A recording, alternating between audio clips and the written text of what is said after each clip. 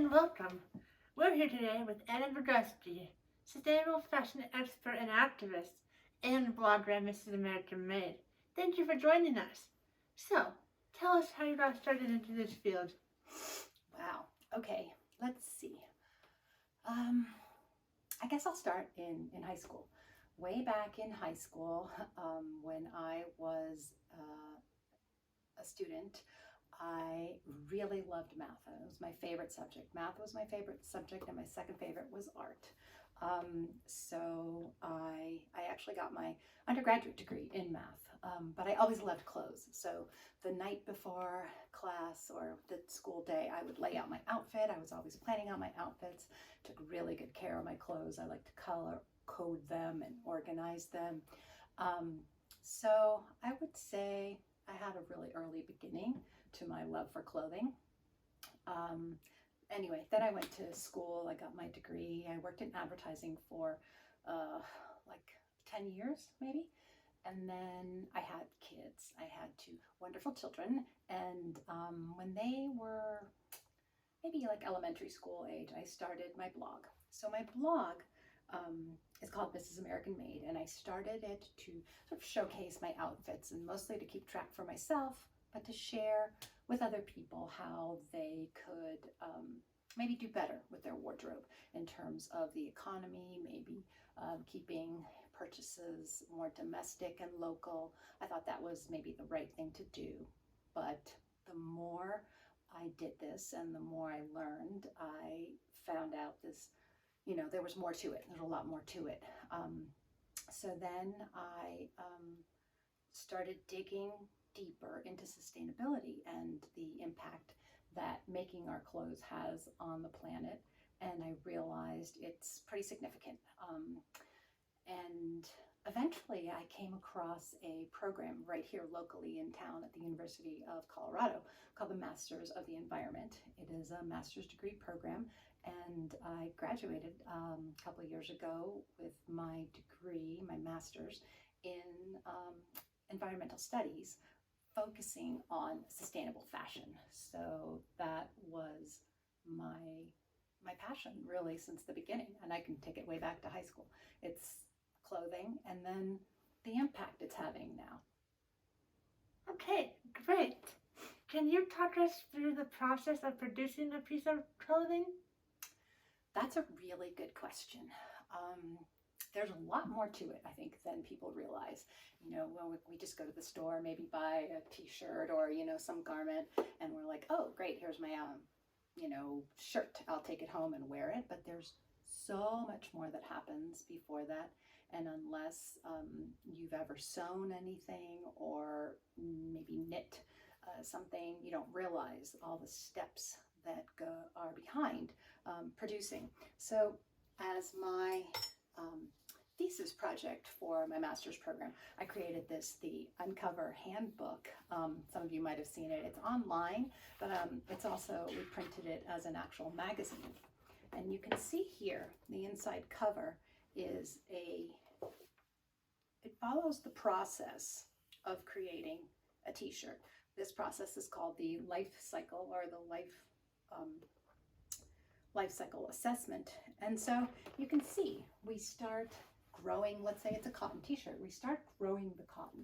When we grow the cotton is a very thirsty crop, they say. It takes a lot of water, a lot of chemicals, and has a profound impact on the environment. It has actually dried up an entire sea in Europe because of the cotton grown nearby. At any rate, let's say you're growing cotton, and then you have to make the fibers. So you take the cotton and it gets pulled into finer and finer strands until you can wind it, create your thread. The thread is then wound on a giant bobbin that gets woven into larger pieces of textiles and fabrics. And by the way, all of these things are happening in different countries. So there's a lot of transportation going in between each step, a lot of fuel used up moving things around. But then once you have your fabric, and you'll also need extra thread, you cut and sew your pattern. In this process, sometimes you have a lot of waste because patterns aren't squares. Our clothing, not made from squares usually. What happens to that? Does that go straight to landfill? Yes, sometimes it does. And then we have the dye process. Could come before or after. Some items are garment dyed, some are dyed at the textile phase. But that, again, deals with a lot of chemicals. The chemicals, some are toxic, many flow into the water and, create havoc on our planet and our waterways. So the way we care for our clothing is another impact. And things are then also in the process of creating the garment. There's some washing, stone washing, the whiskers on our jeans, if we have that, or faded jeans that are faded for you. All that process, more chemicals, more transportation. Then they're, labeled and sold to transported on big container ships. Lots of fuel. Some things are brought from the other side of the world, of the planet. That's a lot of transportation fees. And then packaging. So let's say it ends up in a warehouse somewhere, goes to the store, comes directly to your door. There's a box, there's plastic, there's more packaging, lots more impact. Every step of the way, all along this life cycle, there are huge impacts on the planet. Then we have we go to the retail store, marketing companies market it, you buy it in another package, and then they talk about some recycling. What happens after we're finished with our clothes? That's a really important question. You can see here, there's an arrow that comes out. This should be a circle for it to actually be considered recyclable. A lot of times with our fibers, what happens is, let's say you've bought something that is recycled content. It's very difficult to actually recycle materials. If you take cotton, for instance, and you break it back down into fibers, you need to add virgin cotton to that fiber for it to be strong enough to withstand the daily wear and tear that a garment will take. So even if you're using some recycled fibers, you're going to end up needing brand new. Polyester can be recycled entirely, but it's a time-consuming, energy-consuming, and toxic chemical intensive process. So most clothes are not truly recycled. They can be upcycled, or they can be turned into insulation, or they can be sold secondhand, which is another very interesting subject, which I won't get into, but what happens to our secondhand clothing. There's a big market here in the US, but also overseas. That's a very interesting thing that's happening too. Did that answer your question? Mm-hmm. Yeah. Thank you. I know, sorry. Should I just do that one? Yeah.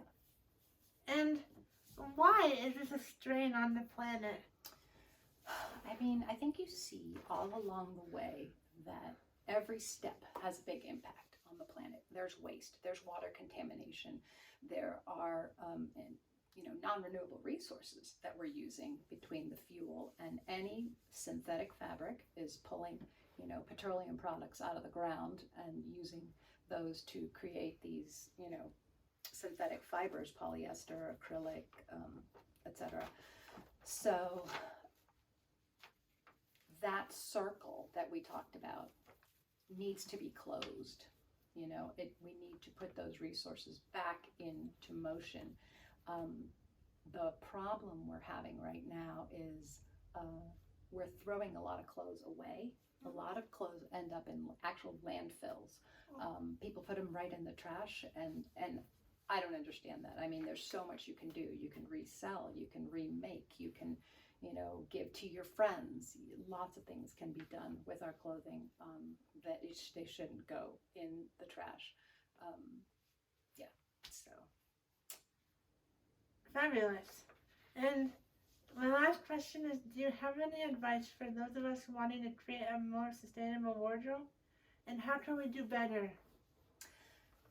Yeah, great question. Great question. I would say there's a famous saying by an actual clothing designer, Vivienne Westwood. She says, "Buy less, but choose well. Like make really good choices on the clothes that you do buy, and keep them for a long time. Like love them, and take care of them. Mend them, wash them carefully. The way we take care of our clothing has a very big impact also. We're using lots of resources. We're contaminating our water. All of those synthetic clothes are shedding microfibers into the water, which end up in the fish we eat. So it's pretty scary. We need to take better and more careful care of our clothing. And I would say, maybe buy less, choose well, wash well, and yeah, just take care of our planet. Awesome. Thank you.